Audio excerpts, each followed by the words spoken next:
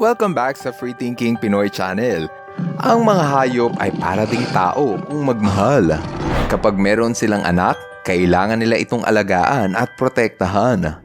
Ito ang dahilan kaya palagi mong makikitang magkasama ang nanay at ang kanyang anak. Pero kung minsan, hindi sinasadyang mapalayo ang mga anak sa kanilang nanay. Gaya na lamang ng 9 na tuta na ito na namataang inabandona sa tabi ng kalsada. Nakita ito ng mga rescuer at agad na kinuha upang alagaan. Binigyan nila ito ng pagkain dahil pawang gutom na gutom ang mga kawawang tuta. Ayon sa mga rescuer, tinapon raw dito ang mga tuta upang mamatay sa gutom. Isa-isang kinuha ng mga rescuer ang 9 na magkakapatid na tuta upang ibalik sa piling ng kanilang nanay. Nang makita nila ang nanay, agad nila itong tinawag upang makita ang mga tuta.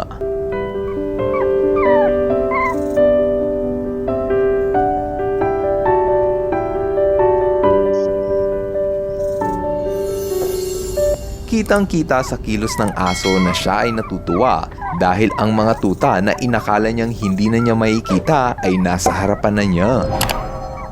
Laking pasalamat ng aso sa mga taong tumulong sa kanya dahil nakapiling na niya ang kanyang pinakamamahal na mga anak. Ito naman ang baby panda na pansamantalang inalis sa piling ng kanyang nanay. Kailangan kasi itong maobserbahan ng mga doktor kung malusog ba ang baby panda. Pagkatapos ng 3 araw simula nang sila ay magkahiwalay, muling nagkita si baby at mommy panda.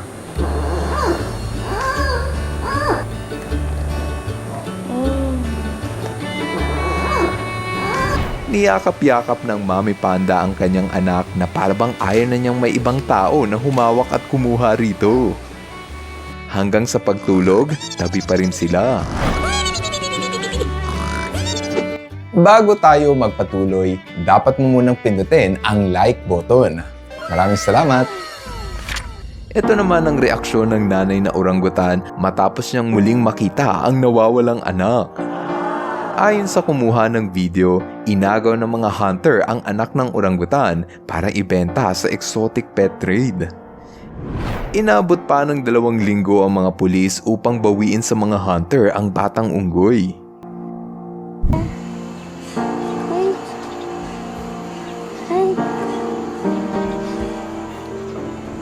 Mahusay na magulang ang mga nanay na orangutan. Yan ay dahil sa inaabot ng 8 taon ang mga orangutan sa pag-aalaga ng kanilang anak.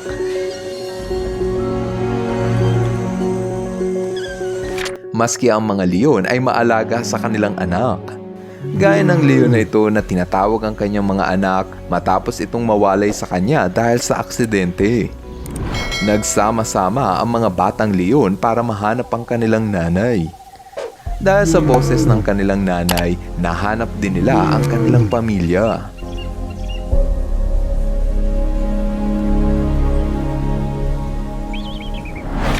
Ang mga itik ay palaging magkakasama kahit saan sila pumunta. Kaya naman nang mahulog ang mga sisiw na ito sa butas ng kanal, halatang hindi mapakali ang kanilang nanay na itik. Nakita ito ng mga tao sa paligid at agad silang tumulong para masungkit palabas ang mga sisiw.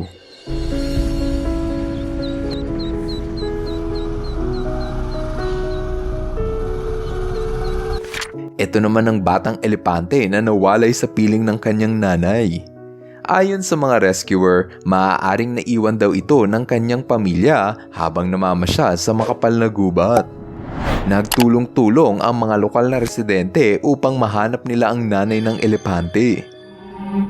Nang makita nila ito, agad nilang dinala ang batang elepante sa piling ng kanyang nanay.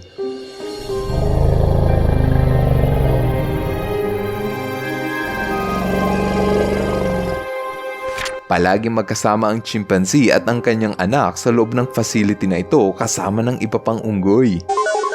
Ngunit nang kinailangang gamutin ang karamdaman ng batang chimpanzee, nagkawalay ang landas ng mag-ina. Kaya naman pagkatapos ng 3 araw ng rehabilitation, muling nagkasama ang 2 chimpanzee.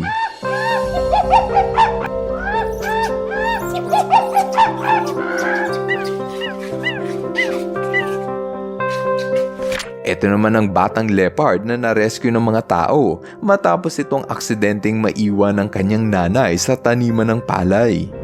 Nilagay nila ang batang leopard sa isang container para tawagin ito ang kanyang nanay. Maya-maya lang, biglang dumating ang mommy leopard para kuhanin ang kanyang anak.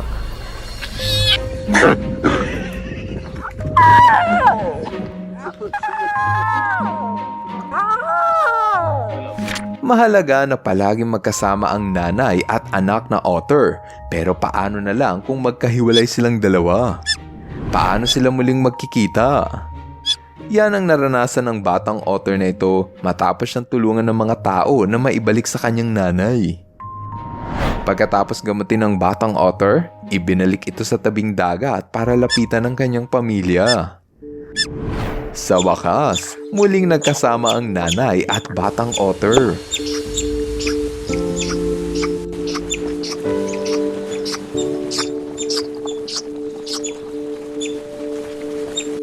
Ito naman ang nanay na tupa na maikipagkita sa kanyang nawalay na mga anak.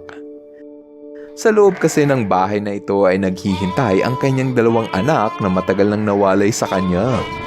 Nang marinig ng mga batang tupa ang boses ng kanilang nanay, sobrang natuwa ang dalawang batang tupa.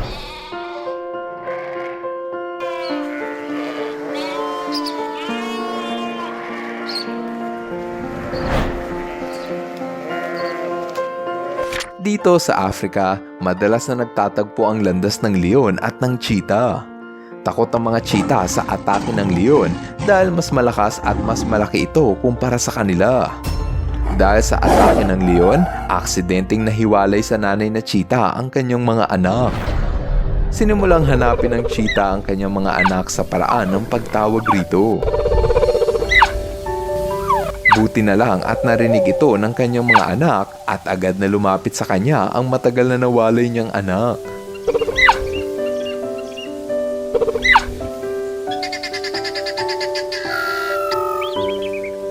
Kaaliwan mo ang naging reaksyon ng aso na ito matapos niyang makita ang kanyang mga anak na inakala niyang wala na. Ayon sa nag-upload ng video, inampun daw niya ang buong pamilya ng aso para palagi silang magkasama. Makikita mo sa kilos ng aso ang pagpapasalamat sa taong tumulong sa kanya.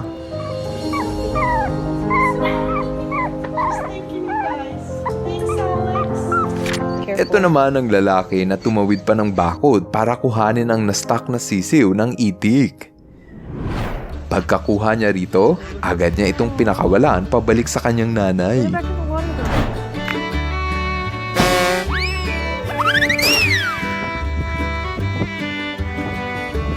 Dito sa Peru, nakuna ng video ang nakakaaliw na pagkikita ng nanay na sloth at ng kanyang anak. Pinaghiwalay ng panandalian ang mag-inang sloth dahil sobrang dami na daw nilang kuto at garapata, kaya kinailangan linisin ang kanilang katawan. Para sa last na video, matutunghayan nyo ang pagkikita ng batang kambing at ng kanyang nanay. Nakita raw nila ang batang kambing na na-stuck sa butas ng kanal. Inuwi nila ito at inalagaan upang ibalik sa kanyang pamilya. Kinabukasan, muli nilang nakita ang pamilya ng kambing. Dito na nga nakita ang pagmamahal ng nanay sa kanyang anak.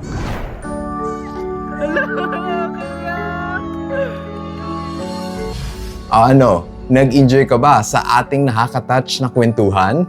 Kung ang mga hayop nga ay love nila ang kanilang magulang, dapat ganun din tayo sa ating pamilya.